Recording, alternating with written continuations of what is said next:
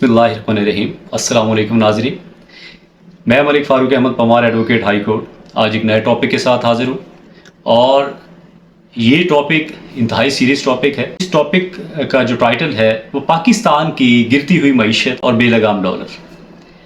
इस टॉपिक को पाकिस्तानी शहरी होने के नाते मैंने आज इसलिए सेलेक्ट किया है कि पाकिस्तान की मईशत जिस तेज़ी से गिर रही है और रुपए की जो बेकदरी है डॉलर के मुकाबले में जिस तरीके से हो रही है, ऐसा ना हो कि पाकिस्तान का जो मौशी मुस्तकबिल है वो बिल्कुल तारीख हो जाए। तो कुछ फैक्ट्स हैं जो मैं इस कौम के सामने रखना चाहता हूँ, क्योंकि बतौर कौम जब तक हम नहीं सोचते उस वक्त तक इस सबसे इम्पोर्टेंट चीज़ ये है कि इस मईशत की तबाही को जो मुख्तलिफ तबके हैं वो इस हिसाब से देखते हैं। एक तबका है जो ये कहता है कि ये जी हमारे अरबाब इख्तियार हैं जिन्होंने डॉलर जो है आर्टिफिशियली इसको जो है रुपए के मुकाबले में ज़्यादा जो है इसको राइज़ किया हुआ है, इसकी कीमत बढ़ा रहे हैं। कुछ लोग ये समझते हैं कि जिनके पास पैसा है उन्होंने जो है डॉलर परचेज़ करके रखा हुआ है, और कुछ लोग ये समझते हैं ये मसनूई किल्लत जो है वो जल्द जो है वो रिकवर कर जाएगी। मैं ये समझता हूँ कि ऐसी सिचुएशन नहीं। इस मौशी निज़ाम को समझने के लिए हमें देखना पड़ेगा कि हमारे मुल्क के आमदन क्या है, हमारे मुल्क के खर्च क्या है और हमारे मुल्क के ऊपर कर्ज क्या है। पाकिस्तानी गवर्नमेंट का 2022 और 23 का जो खर्च है वो 16,154 अरब रुपए है। पाकिस्तानी गवर्नमेंट की जो आमदन थी वो 9,633 अरब है।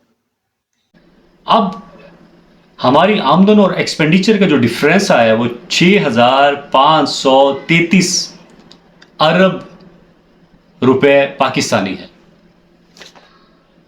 इसके अलावा हमें ये भी देखना पड़ेगा कि ये जो डिफरेंस है, अब हमारी आमदन और इनकम अगर कम है तो हम टैक्स इंपोज कर दें तो हमारे मुल्क की जो है वो लेवल हो जाएगा, लेकिन ऐसा नहीं है। अगर हम टैक्स इस मुल्क के अंदर बहुत ज़्यादा बढ़ा भी दें तब भी इस मुल्क की जो ये प्रॉब्लम है, जो डॉलर का रेट है, जो फ्लक्चुएशन है, वो हम रिकवर नहीं कर सकते।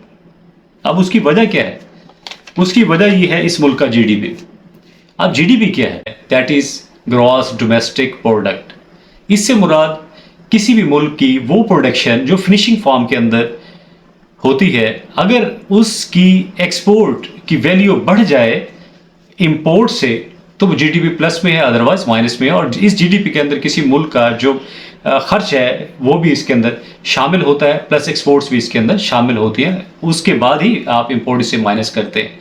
अब छोटा सा स्टैट है जो मैं आपके सामने पेश करना चाहूँगा। वो स्टैट ये है कि 2020 के अंदर 52 अरब डॉलर का जो हमने इंपोर्ट किया है, 2021 में 62 अरब डॉलर का इंपोर्ट किया है, और 2022 के अंदर हमने ये 21 और 22 का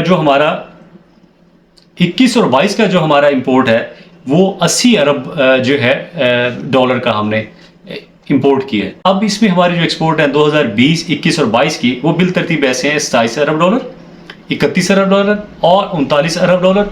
अब जो 23 का जो हमारा एक्सपोर्ट है वो 27 अरब डॉलर के, वो 12 अरब डॉलर उसमें डेफिसिट आया है। अब जो ओवरऑल डेफिसिट जो हमारा एक अच्छा ईयर था 2021 और 22 का, जिसमें हमें 39 अरब डॉलर जो है उसमें हमारा एक्सपोर्ट गया और हमारा 80 अरब डॉलर का जो है हमारा इंपोर्ट था। अब इंपोर्ट और एक्सपोर्ट का डिफरेंस ही 43 अरब डॉलर है। अगर ये 43 अरब डॉलर, तो हमें जब तक हमारी एक्सपोर्ट्स बेहतर नहीं है, या तो हम IMF से कर्जा लेंगे, वर्ल्ड बैंक से कर्जा लेंगे, या फ्रेंडली कंट्री से कर्जा लेंगे, अदरवाइज हम डॉलर की जो डेफिशिएंसी है वो पाकिस्तान में पूरा नहीं कर सकते, रुपये दे के हम पूरा नहीं कर सकते। तो इसमें एज अ कॉम जो है हमें ये समझना पड़ेगा कि जो हमारे अपने एक्सपेंडिचर हैं उनको हमें कम करना पड़ेगा। अब एक्सपेंडिचर की जो बाइफ्रिकेशन है आमदन की, उसमें 53% एक्सपेंडिचर है गवर्नमेंट का इंटरेस्ट की शक्ल में और डिफेंस की शक्ल में। इस गवर्नमेंट की सैलरीज की जो इंटरेस्ट है पाकिस्तान का, जो हम ऑलरेडी कर्जे ले चुके हैं, वो हमें पे करने पे उसका सर्फ होता है। और इसके अलावा 29% हमारे गैस और पेट्रोल का जो बिल है गवर्नमेंट वो पे करती है। सिर्फ 18% पाकिस्तान की हेल्थ और इंफ्रास्ट्रक्चर और एजुकेशन के ऊपर हमें स्पेंड करते हैं। अब इस सारी सिचुएशन को अगर हम एनालिसिस करें तो हमारे मुल्क के अंदर एक्सपोर्ट इतनी कम क्यों है, हमारे मुल्क में डॉलर का इनफ्लो कम क्यों है? तो उसकी जो मेरी अंडरस्टैंडिंग, जो इंटरेस्ट है पाकिस्तान का, जो हम ऑलरेडी कर्जे ले चुके हैं, वो हमें पे करने पे उसका सर्फ होता है। और इसके अलावा 29% हमारे गैस और पेट्रोल का जो बिल है गवर्नमेंट वो पे करती है।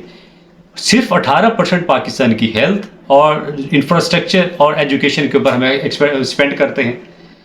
अब इस सारी सिचुएशन को अगर हम एनालिसिस करें तो हमारे मुल्क के अंदर एक्सपोर्ट इतनी कम क्यों है, हमारे मुल्क में डॉलर का इनफ्लो कम क्यों है?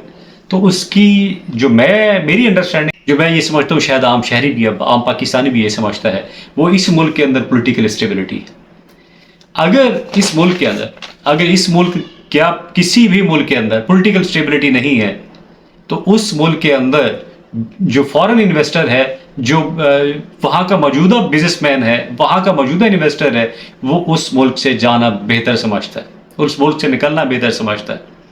तो एक फैक्टर हमारा पॉलिटिकल स्टेबिलिटी है, दूसरा हमारा फैक्टर उसके अंदर मैन्युफैक्चरिंग इंडस्ट्री है। हमारी इंडस्ट्री इस वक्त ऑलमोस्ट क्लोज पड़ी है। उसकी वजह ये कि महंगी बिजली है, महंगा प्रोडक्ट है, बाहर हमें उसका आउटपुट कुछ भी नहीं मिलता, बाहर हमारी मार्केट ही नहीं है। और जो तीसरी चीज़ है वो फॉरेन रेमिटेंसेज हैं, वो ऑलमोस्ट ख़त्म हो चुकी हुई है हमारी, और जो बैलेंस ऑफ पेमेंट्स है वो सबके सामने है। इसके अलावा जो सबसे इंपॉर्टेंट चीज़ है वो इन्फ्लेशन रेट है। और पाकिस्तान में महंगाई, अब जो जो हम 2023 और 24 के बजट में देख रहे थे 21% महंगाई, वो ऑलमोस्ट हम अभी फर्स्ट क्वार्टर के अंदर हम वो महंगाई जो है फेस कर रहे हैं। बाकी 3 क्वार्टर इसमें वही पेंडिंग है। अगर उस क्वार्टर के अंदर ये महंगाई 21% बढ़ के 40% चली जाती है, ये 60% पे चली जाती है, तो मुल्क की कंडीशन और ज़्यादा जो है पैथेटिक सिचुएशन के अंदर चली जाएगी।